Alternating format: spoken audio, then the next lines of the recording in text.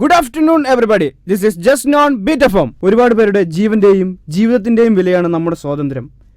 ഭീകരതയുടെയും തീവ്രവാദത്തിന്റെയും അഴിമതിയുടെയും ഒക്കെ ഇരകളായി ജീവിക്കാനല്ല നമ്മൾ സ്വാതന്ത്ര്യരായത്.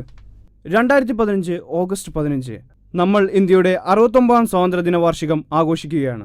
ഈ അവസരത്തിൽ BMMC 3ാം വർഷ വിദ്യാർത്ഥികൾ നിങ്ങൾക്ക് വേണ്ടി ഇതാ നല്ലൊരു റേഡിയോ നാടകം അവതരിപ്പിക്കുകയാണ്. സോ സ്റ്റേ ട്യൂൺ വിത്ത് ബീറ്റ് എഫ് എം.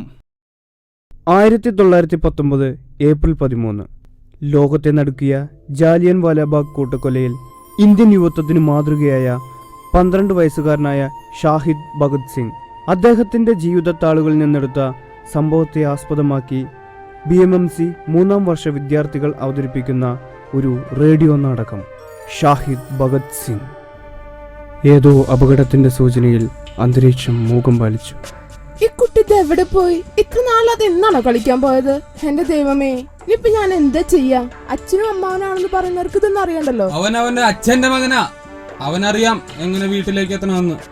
അത് തന്നെയാ എന്റെയും പേടി. അച്ഛന്റെയും അമ്മാവന്റെയും വിപ്ലവം ഒട്ടും ചോർന്നു നോക്കാത്ത അവനുണ്ട്. അമ്മാവന്റെ പോലെ കവലയിൽ ഓരോന്ന് പറയുന്നതല്ലേ ഇപ്പോഴത്തെ പരിപാടി. ഇപ്പൊ എനിക്കായോ? അവൻ എവിടെയും പോയിട്ടുണ്ടാകില്ല. അവൻ വന്നാലുടനെ ഗുരുജിയുടെ അടുത്തേക്ക് അയക്കണം. ഞങ്ങൾ ഇറങ്ങുകയാണ്.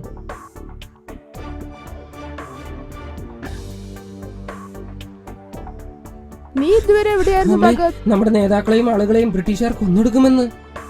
നീ അതൊന്നും നോക്കണ്ട ഭഗത്, ഇത് കഴിക്ക്. നിന്നോട് ഞാൻ പണ്ട് മുതലേ പറയുന്നതല്ലേ ഭഗത്, ആവശ്യമില്ലാത്ത കാര്യങ്ങളിലൊന്നും ചെന്ന് ചാടരുത്. ഇതൊക്കെ കണ്ടിട്ട് എങ്ങനെയാണ് മിണ്ടാതിരിക്കാൻ കഴിയുന്നത്? നമ്മുടെ നാട്ടിൽ വന്നിട്ട് നമ്മളെ തന്നെ ചൂഷണം ചെയ്യുന്നു. പ്രതികരിക്കുന്നവരെല്ലാം ഒരു മടിയും കൂടാതെ കൊന്നൊടുക്കുന്നു. ഇതിനെല്ലാം മൗനം പാലിക്കാൻ എനിക്ക് കഴിയില്ല. എന്തൊന്നും കഴിക്കാതെ എണീക്കുന്നത്?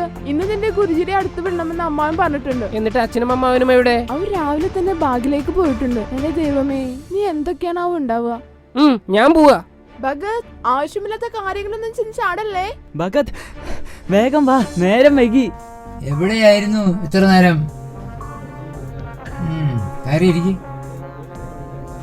കുട്ടികളെ, നിങ്ങൾ ഇന്ന് പുറത്ത് ഇറങ്ങി നടക്കരുത്.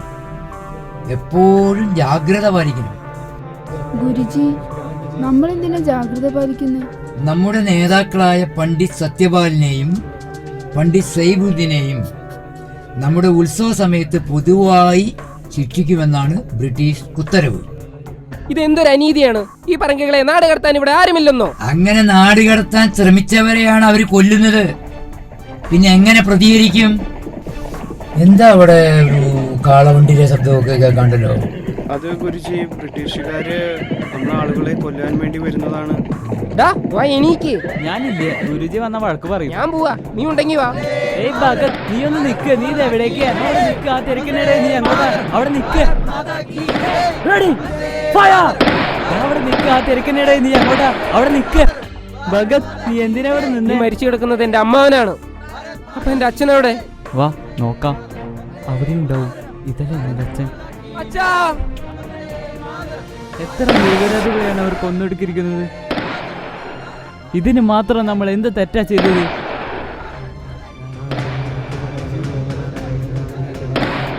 നീ എന്തേ കാണിക്കുന്നത് ഭഗത്? നീ എന്തിനാ ഈ രക്തമെല്ലാം ശേഖരിക്കുന്നത്? വാ, നമുക്ക് പോവാം.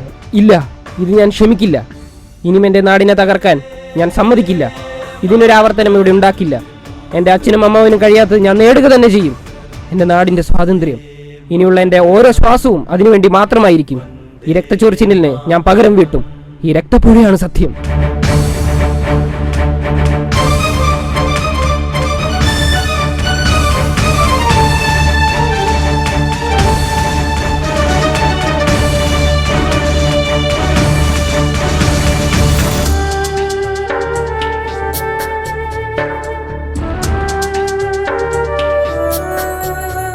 महफूज रहे कल देश के बाशिंदों का खतरों से।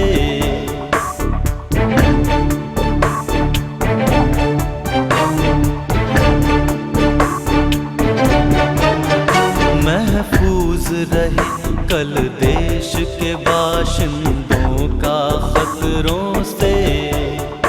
हम अपने आज को बांध रहे हैं खून के कतरों से। आंगन में खनकते रहे कंगन, महरूम न लोरी से हो बचपन। कदमों के निशां चमकेंगे यहाँ जब बुझ जाएंगे हम वंदे मातरम അപ്പോൾ ബീറ്റ് എഫ്എമ്മിന്റെ വക എല്ലാവർക്കും ഒരു അഡ്വാൻസ് ഇൻഡിപെൻഡൻസ് ഡേ വിഷസ്. मातरम वंदे मातरम वंदे मातरम वंदे मातरम वंदे मातरम